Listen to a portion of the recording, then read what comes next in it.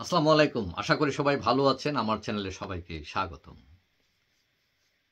বাংলাদেশের রাজনীতিতে বড় দুটি দল হচ্ছে আওয়ামী লীগ এবং বিএনপি। আওয়ামী লীগ এবং বিএনপির প্রায় প্রতিটি দেশে মানে বিভিন্ন বিদেশে তাদের দলের শাখা রয়েছে এবং আপনারা জানেন প্রায় ১.৫ কোটি লোক প্রবাসে বসবাস করে। তাদের কেউ কেউ ওই বাংলাদেশের রাজনীতির সাথে সম্পৃক্ত। এখন বিদেশেও আওয়ামী লীগ এবং বিএনপি এই দুই দলের প্রভাব বেশি এবং আওয়ামী লীগ বিএনপির কিছু হলেই তারা দাঁড়িয়ে যায় মিছিল করে এবং জেলও খায়, অনেক সময় দূতাবাসের সামনে হাঙ্গামা ফাঙ্গামা করে। মোটামুটি তারা অনেক সরব, যদিও তারা মেইন স্ট্রিম পলিটিক্সের সাথে এত সরব না। এবং অনেকেই সমালোচনা করেন যে তুমি যে দেশে থাকো সেই দেশের পলিটিক্স করো। হ্যাঁ, এখন কথা হলো গরু ঘাস খায় যদি দিনাজপুর, দুধ নিশ্চয়ই দিবে না সুইজারল্যান্ডে গিয়ে। যেখানে খাও সেখানে দুধ দাও, এটা হলো হিসাব। তো এখন এটা না করে তারা ওই দেশের রাজনীতিতেই সম্পৃক্ত এবং দেশের রাজনীতিবিদরাও তাদেরকে ব্যবহার করে।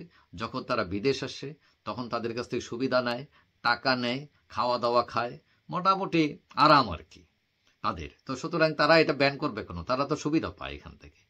তো যাই হোক, এখন কথা হচ্ছে রাজনৈতিক পট পরিবর্তন হয়েছে বাংলাদেশে। সেখানে আওয়ামী লীগ সরকার বিদায় হয়েছে, তারা অনেকটা আত্মগোপনে আছে। এখন সবচেয়ে বড় দল হিসেবে বিএনপি মোটামুটি ছড়ি ঘুরাচ্ছে তারা। কিন্তু তাদের নেতা ভারপ্রাপ্ত চেয়ারম্যান তারেক রহমান লন্ডনে অবস্থান করছেন দীর্ঘদিন যাবৎ, কিন্তু তিনি এখন ফিরতে পারছেন না। ফিরতে পারছেন না মানে তার নামে অনেক মামলা, জেল, জরিমানা এইসব আছে। তো এইগুলো কোর্টের মাধ্যমে অনেকে মনে করেন যে এগুলো উঠে যাবে এবং উঠে গেলেই তিনি দেশে প্রত্যাবর্তন করবেন। এবং অনেকে মনে করেন যে তার সুটকেস রেডি আসছে এবং তিনি দলে এবং বাংলাদেশের রাজনীতিতে নতুন ধারার প্রবর্তন করবেন, এটা তার দলের লোকেরা মনে করেন।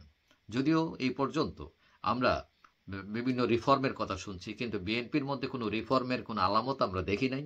অর্থাৎ তারা সেই পুরান লোকেরাই পুরান স্লোগান নিয়েই মাঠে আছেন।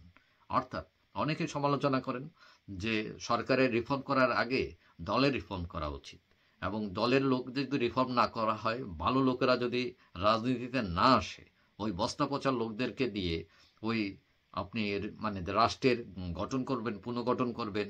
তারা তো ওই দুর্নীতিবাদ যারা ছিল ওই দুর্নীতিই করবে, যারা চাঁদাবাদ ছিল চাঁদাই করবে, এবং ইতিমধ্যে এটা শুরু হয়ে গেছে। এখন তারেক রহমানের নেতৃত্বে সেটা কতটুকু ট্যাকেল দিতে পারেন তিনি, এটা একটা পরীক্ষা ওনার জন্য। এখন কথা হচ্ছে অনেকেই মনে করছেন তিনি ফিরবেন। এখন কথা হচ্ছে যে তার উপর শুধু হুলিয়া না, হুলিয়া কিন্তু তার দলের অনেক মানুষের মধ্যে যারা বিদেশে থাকেন এবং বিএনপির জন্য খুব খুব অ্যাক্টিভ ছিলেন। তাদের অনেকে বিরুদ্ধে, কারো কারো বিরুদ্ধে মামলা আছে, কারো কারো বিরুদ্ধে হুমকি আছে। যেমন গোয়েন্দা সংস্থাগুলো অনেকগুলো তাদেরকে সরাসরিও হুমকি দিয়েছে যে দেশে আসলে তোমাদেরকে শেষ করে দেবো ইত্যাদি ইত্যাদি। এবং তাদের পরিবারের কেউ অনেক সময় তারা হুমকি টামকি দিয়ে আসছে, যার ফলে তারা এতদিন যাইতে পারেন নাই। এখন সরকার পরিবর্তনের পর সবাই খুব উৎফুল্ল এবং সব ব্যাগ গুছাইতেছেন যে আমরা চলে যাব দেশে, নেতার সাথে যাব। বিশেষ করে লন্ডনে যারা থাকেন যে তারাও রেডি যে দেশে গিয়ে সামনে নির্বাচন করবেন, কেউ এমপি হবেন, কেউ চেয়ারম্যান হবেন। এই ধরনের একটা তৎপরতা শুরু হয়ে গেছে। কিন্তু আসল যে জিনিসটা, যে সবাই বাটার ঘি মাখন খাওয়ার সুবিধা নেওয়ার জন্য প্রস্তুত, কিন্তু তাদের নিজেদের মধ্যে রিফর্ম এবং তাদের যে দলের মধ্যে ভালো মানুষকে ঢুকানো, তাদের দলে যে ভালো মানুষ নাই তা তো না। বিএনপির অনেক লোক আছেন, অনেক স্যাক্রিফাইসিং লিডার আছেন যারা একদম নিষ্ক্রিয়। ওই যে চাঁদাবাজ, সন্ত্রাসী, কালো টাকার মালিকদের কাছে তারা হেরে গেছেন। সো তাদের উচিত, তারেক রহমানের উচিত যে নিজে যাওয়ার আগে ওইসব পচা লোকদেরকে একটু খেদাই করা, বিদায় করা, এবং নতুন দলদেরকে যারা ঢুকতে পারে তারা যাতে সরকারের গুরুত্বপূর্ণ পদে নিয়োজিত হতে পারে যখন বিএনপি সরকার যদি ক্ষমতায় আসে। তাহলে তার জন্য দেশ পরিচালনার সুবিধা হবে।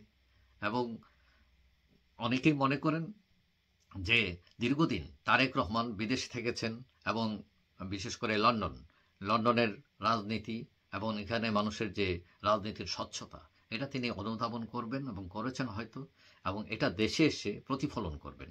যদি এটা প্রতিফলন করা যায়, রাজনৈতিক যে শিষ্টাচার এবং রাজনীতিতে প্রতিপক্ষ কথা শোনা, তাদেরকে দমন না করা।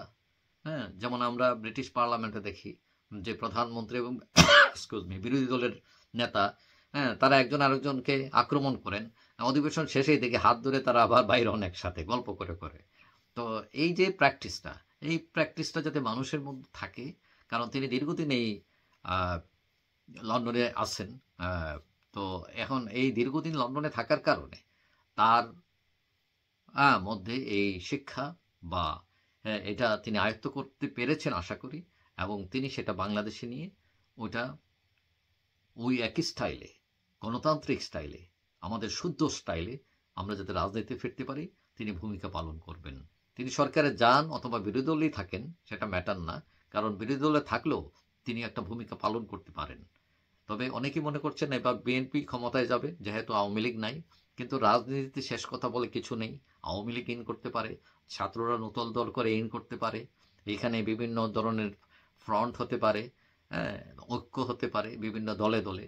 সো এটা এখন পুরোপুরি বলা যাচ্ছে না, তারপরেও বিএনপির লোকেরা স্বপ্ন দেখছেন এবং এটা করতেই পারেন, তারা একটি বড় দল। যাই হোক, কথা হলো যেই ক্ষমতায় যান তারা যাতে দেশের জন্য, মানুষের জন্য কল্যাণ বয়ে আনেন। যাই হোক, সবাই ভালো থাকবেন, আশা করি দেখা হবে অন্য কোনো ভিডিওতে ইনশাল্লাহ। আল্লাহ হাফেজ।